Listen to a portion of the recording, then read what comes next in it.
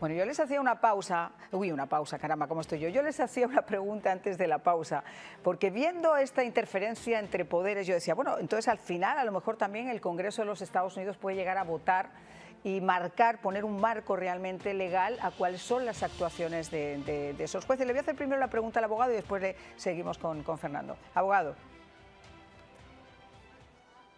Es un punto muy importante en el contexto de por qué se usan las órdenes ejecutivas, primero, y segundo, de dónde nace el poder en muchos casos de la orden ejecutiva y eventualmente la reforma de las leyes. El Congreso es el que tiene la potestad total. El presidente lo puede vetar, puede ejecutarla, pero el Congreso tiene una función muy clave. Al igual que el Congreso tiene la habilidad de limitar la manera que los jueces interpretan ciertas leyes. Ahora, número uno, ¿por qué existe este mundo de orden ejecutiva? Hace 10, 15 años ni se hablaba de eso.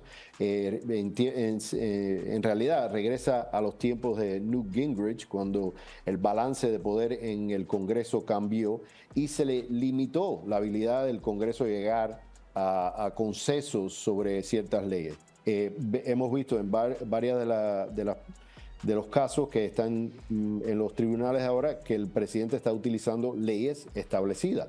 La ley del 1789 para deportar a Venezuela, los venezolanos, etcétera. Así que el Congreso tiene una función y eventualmente lo que el Congreso puede hacer, y ya lo estamos viendo en algunos de los proyectos de ley que se están estudiando, es dar más poder al presidente o menos poder. En el caso de más poder, por ejemplo, en el presupuesto, darle el poder al presidente de implementar, cuando se aprueba un presupuesto, de utilizar fondos en otros casos. Lo tiene ahora en casos declarados una emergencia, puede reapropiar ciertos fondos, pero el Congreso tiene la habilidad de darle esa discreción al presidente o limitarla. Lo que está claro es que van a tener que, como digo, hacer algo, porque cada una de las órdenes ejecutivas ha sido retada en estos momentos en una corte. Casi 110, se estaba viendo ahora, 110 demandas en diferentes cortes inferiores sobre cualquier cosa que ha hecho. Por ejemplo, en el caso del desmantelamiento del Departamento de Justicia, que fue otra de las cosas que ocurrió, el desmantelamiento, a pesar de esa maquinaria que hay además liberal en los medios de comunicación liberal que se encargan de desinformar, porque esto no significa que vayan a destruir el Departamento de Educación. Esto es un tema que se puso en marcha en la época de Carter, que ya con Reagan trató de eliminarse y darle la potestad a los estados de que sean quienes decidan sobre la educación, que no se pudo hacer durante todo este tiempo porque nunca hubo un control de las dos cámaras, ni del Senado ni del Congreso, para poder pasarlo. Y una promesa de campaña del presidente Trump ya desde la campaña. Y ahora otra vez vuelve a ser retado. Lo que ha ocurrido, por ejemplo, con los transgéneros que yo les decía en el ejército.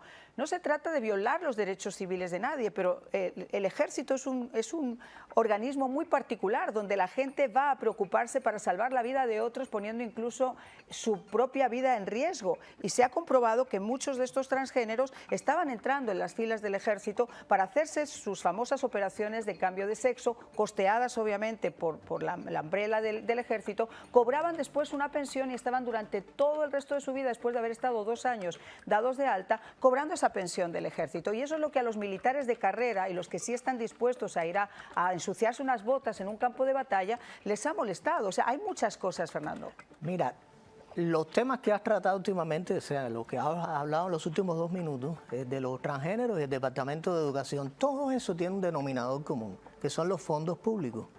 Lo que tienes que ver aquí es cómo el gobierno ha ido creciendo de una manera abrumadora. Y entonces crece la parte de los militares, donde tienes que pagarle la operación a un transgénero. Crece por el Departamento de Educación un superintendente de escuelas públicas que tenga el salario del presidente de los Estados Unidos. Todo eso sale de los fondos públicos. ¿Y los fondos públicos de dónde salen? De la propiedad privada. Ese es el punto del dedo de la llaga que hay que poner aquí. O sea, cuando Trump está tratando, esto lo dijo Milton Friedman hace muchísimos años, un video buenísimo donde Milton Friedman dice, todos los departamentos de gobierno de los Estados Unidos que deberían ser abolidos. Eso se está hablando hace muchísimos años. Lo que pasa es que lo que ha sucedido es que viene una administración donde los republicanos y los demócratas más o menos se ponen de acuerdo y siguen financiando todas esas cosas sin tener en cuenta que se está violando la Constitución y la propiedad privada. Entonces, lo que está haciendo Trump, precisamente por eso es que choca, porque no se ha enseñado en las escuelas, ni se dice que sencillamente el gobierno tiene que ser lo más reducido posible y para eso tiene que recortársele la tubería de dinero que le está entrando. ¿De dónde? Del bolsillo de los ciudadanos. ¿Cómo? Atacando a los negocios y atacando a la propiedad privada, las propiedades de las personas, las casas, etc. Entonces yo creo que lo que Trump debe hacer para que las personas entiendan esto es explicarle directamente poniendo el dedo en la llaga. O sea, no quitándole fondos a determinados departamentos, decir voy a cerrar determinados departamentos, sino empezar el cuento por atrás. Decir, mira, te estoy cobrando tantos impuestos, hay tantas regulaciones a los negocios ahí, cada vez que vas a abrir un negocio es un abuso. El gobierno... Y las pequeñas empresas. Las pequeñas empresas, las personas que nunca son dueños de sus propiedades, porque si dejas de pagar el impuesto a la propiedad te lo quitan, aunque hayas pagado la casa 30 años. Entonces Trump debe empezar el cuento por detrás y explicar a las personas, mira, esto está pasando, sencillamente de aquí está saliendo el dinero y por ese motivo es que tú tienes que cerrar esto y lo otro dentro del gobierno porque no es constitucional financiarlo. Si Trump empieza por ahí, las personas lo van a entender. Si sigue por el camino que va, bueno, pues va a seguir siendo atacado por los demócratas porque el mensaje me parece que es lo que no se está explicando claro, es lo que debería hacer. Jorge Luis, ¿cuál es tu opinión? Estamos de acuerdo. Y hoy mismo, muy interesante, el gobernador Ron DeSantis está hablando sobre el tema que yo creo que va a resolver esto en el futuro. Primero, requiere una enmienda a la Constitución, pero es requerir que el gobierno federal funcione como todos los otros gobiernos bajo un presupuesto balanceado. O sea, los fondos que recaudan pueden ser utilizados para costear el gobierno o no. Si no hay dinero, no se puede hacer. Y eso es lo que el estado de la Florida mantiene.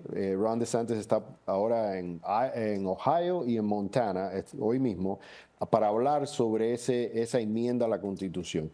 Ahí es como se controla todo esto. ¿Por qué? Porque si el gobierno federal puede continuar, como ha hecho por siglos, imprimiendo dinero, van a seguir gastándolo. Y sí, colectar dinero de los contribuyentes, porque eso es parte del monto.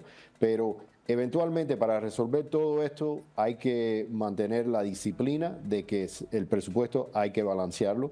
Y hoy por hoy el gobierno federal no lo hace y por eso se pueden crear todos estos departamentos, los burós, etcétera, y el gasto o el mal gasto de las contribuciones de nosotros los ciudadanos. Bueno, y es que además en base a lo que estaba diciendo Fernando, y estoy completa y absolutamente de acuerdo, cuando tú pones además a un grupo, una persona como Elon Musk, que no necesita, y vamos a seguir partiendo de esa idea, él ya es billonario, él no cobra un salario por hacer eso, fue un compromiso después de que uno de los intentos de asesinato del presidente Donald Trump, un demócrata como era él, que había apoyado al Partido Demócrata, decide cambiar de bando y decir esto no puede seguir por el mismo camino, hay que dar un giro a lo que estamos viendo. Y dentro de ese departamento de Dodge, ahora en lugar de recibir de alguna forma aplausos por estar ahorrando miles de millones de dólares a ese bolsillo que decía Fernando, de la gente que nos está viendo ahora y de todos nosotros, pues todavía hay una campaña organizada desde ese propio partido o desde esa izquierda del Partido Demócrata, porque no son todos, hay legisladores que ya han puesto su grito en el cielo sobre la forma en la que se están conduciendo estos legisladores también de su partido, pero están realmente haciendo una campaña donde están atacando sus concesionarios, quemando sus automóviles y poniendo en serio peligro incluso la vida de la gente que está alrededor suyo, incluyendo del propio Musk. Una pausa y regresamos.